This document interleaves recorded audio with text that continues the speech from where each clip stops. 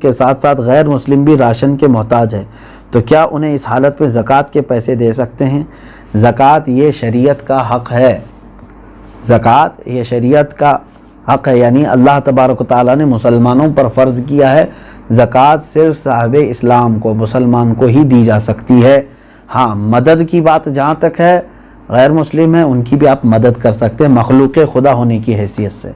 अगर उनमें से कोई मोहताज है आप मदद करें, लेकिन ज़कात के पैसों से नहीं, दूसरी अमाउंट से आप उनकी मदद कर सकते हैं।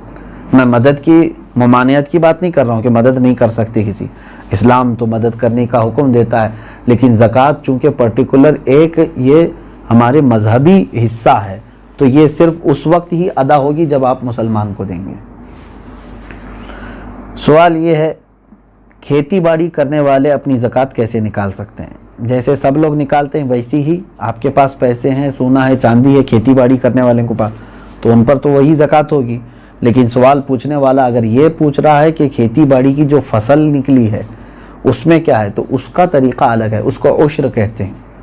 यानी जो खेती में जितनी भी फसल आपकी आई उसका 10वां हिस्सा अल्लाह की राह में उन्हें खैरात करना होगा।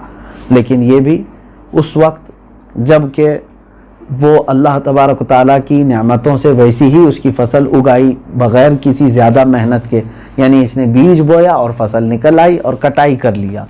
लेकिन एक होता है आपके खेती बाड़ी करने वाले के लिए बोरिंग किया है, पानी की पाइपलाइन छोड़ा है और उसके बाद खाद डाला है, उसमें मेहनत किया है, तो मेहनत करके जो फसल आई तो उसमें 20वां हिस्सा देगा, 10वां नहीं, यानी 5% अपनी पूरी फसल का 5% अल्लाह की राह में वो देगा, उसको कहते हैं, वो उश्र वाले मसाइल हैं।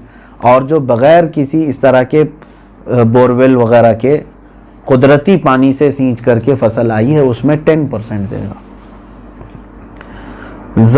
सवाल यह है, सोने की ज़कात उसकी आज की कीमत पर देनी होगी या उसकी ख़रीदी हुई कीमत पर?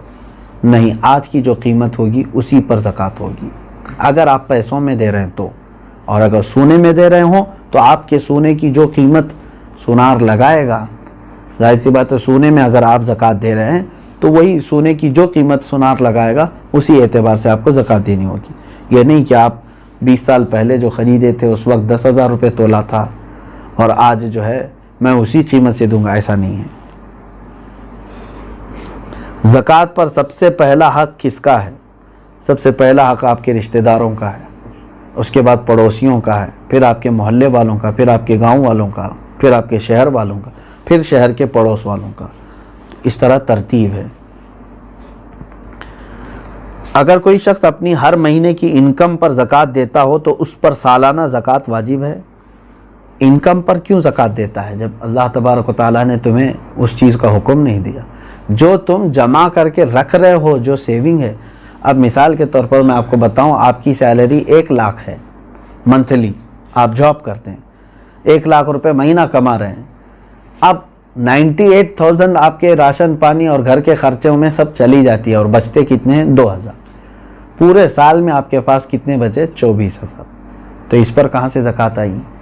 24,000 अगर ये निसाब की कीमत हो गई है, 52.5 तोला चांदी की कीमत हो जाती है 24, तो बस यही 24,000 पे ज़कात होगी, ना कि वो 12 लाख पे जो हर महीने कमा रहा था। आप कमा करके जितना अपने ऊपर खर्च कर दिए उस पर ज़कात नहीं, कमा करके जो आप बचा करके रखे हैं ज़रूरत से जो ज़्यादा, उस पर ज़कात है।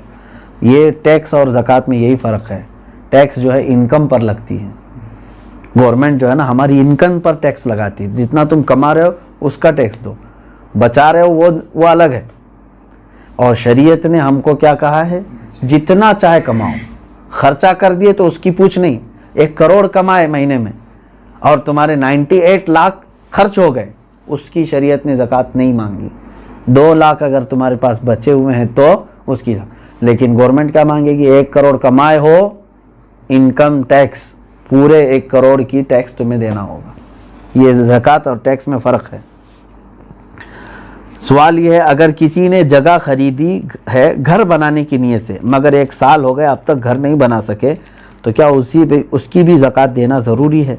आपकी नीयत देखी जाएगी। आप जो जगह खरीद रहे थे तो घर बनाने की नीयत से ना, तो अभी चाहे 10 साल बाद भी बनाए, आपने नीयत किया है घर बनाने की, तो जब तक आप घर नहीं बनाएंगे कोई उस पर ज़कात नहीं है, उस जायदाद पर ज़कात नहीं देनी। आप अपने घर बनाने के लिए वो ज़मीन लिए हैं।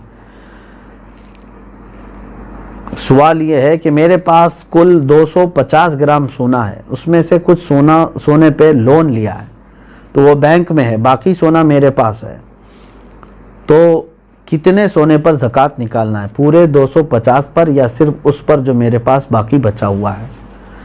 अब देखिए, मिसाल के तौर पर मैं आपको बता रहा हूँ, 250 ग्राम सोने के जो मालिक हैं, इन्होंने 50 ग्राम सोना बैंक में रख दिया और उस पर पैसे ले लिया है, बैंक पैसे दिए हैं ना इसको, और 200 ग्राम इनके पास है। अब ज़कात जो है आपके 200 जो आपके पास है इसी पर है, क्योंकि वो गिरवी है और आपके पास पैसा है, उस 50 ग्राम का पैसा है। अगर वो पैसा पूरा सही सलामत आपके पास है, 50 ग्राम का जितना भी मिला, वो 200 ग्राम सोने में मिला के ज़कात देंगे आप। बात तो एक ही हो गई। 50 ग्राम सोने पर जो बैंक ने आपको पैसे दिए हैं, अगर वो पूरे खर्चा कर दिए, आपके पास नहीं है, तो उसकी ज़कात नहीं, लेकिन वो भी रखे हुए हैं आपके पास, और 200 ग्राम घर का सोना भी है, तो अमाउंट और 200 ग्राम दोनों सोना मिला करके सबकी मिला के ज़कात देनी होगी। बात समझ में आ गई? हाँ, अब आपने पूरे खर्चा कर दिए, और तो बैंक में जो 50 ग्राम सोना है उसकी ज़कात नहीं, जब तक कि आप उसको छुड़ा करके नहीं लाते, क्योंकि अभी आप फ़िलहाल उसके मालिक नहीं हैं, क्योंकि उसके बदले में आपने पैसे ले लिए। सवाल ये है, मेरे पास 2 लाख रुपये थे, वो मैंने कर्ज़ हसना दिया है, क्या मुझे 2 लाख रुपयों पर ज़कात देना है, जबकि वो मेरे पास अभी वापस नहीं आए? क्योंकि आपको देना है, आप मालिक हैं उसके, कर्ज़ा किसी और को दिया है आपने, आप ज़कात आज दे दो, हो सकता है वो कर्जदार जल्दी वापस लौटा भी देगा इंशाअल्लाह, नहीं तो उसमें खराबी, उसकी नीयत ख़राब होने के भी अंदेशे हैं। अब ये है कि आपकी है कि नहीं वो रकम आपकी है ना, आज उसके पास है, अभी वो दे नहीं रहा है। चलो वही वाला मसला जो पहले मैंने कहा, 5 साल के बाद भी अगर उसने लौटाया तो पूरे 5 साल की ज़कात देनी हो। अभी तो आपके लिए ठीक है, गुंजाइश, अगर आप अभी नहीं देना चाह रहे हैं उसकी उस अमाउंट की ज़कात, ठीक है, आपके पास नहीं है वो 2 लाख, लेकिन 5 साल के बाद जब वो 2 लाख वापस आपके पास आ गए तो पूरे 5 साल की काउंट करके आपको ज़कात देनी पड़ेगी, क्योंकि आप उस वक्त भी मालिक थे, आप भी मालिक हैं। इसलिए हर साल अगर उसकी निकालता ही रह जाए तो अच्छा है कि जिस दिन वो आएगी तो आप फ्री रहेंगे, पूरे 2 लाख रुपए आपके पास रहेंगे, वरना फिर जब आएगी 10 साल के बाद तो ज़कात उसमें पता नहीं कितनी बढ़ चुकी होगी। हाँ, यहाँ तक आज के ये मसाइल शरइया थे। और एक क्या आखिरी सवाल क्या था? शौहर के परवरिश में लगा सकते, यही दिया है कि देखें जिन बच्चों की परवरिश में आप लगा रहे हैं क्या वो मुस्तहिक हैं कि नहीं। कहीं ऐसा तो नहीं कि वो मालिक निसाब हैं, यतीम भी बहुत सारे करोड़पति होते हैं, तो खाली यतीम होना ज़रूरी नहीं है, बल्कि वो मुस्तहिक है कि नहीं देखें। अगर वो मालिक निसाब नहीं है यतीम बच्चे, तो बिल्कुल उनकी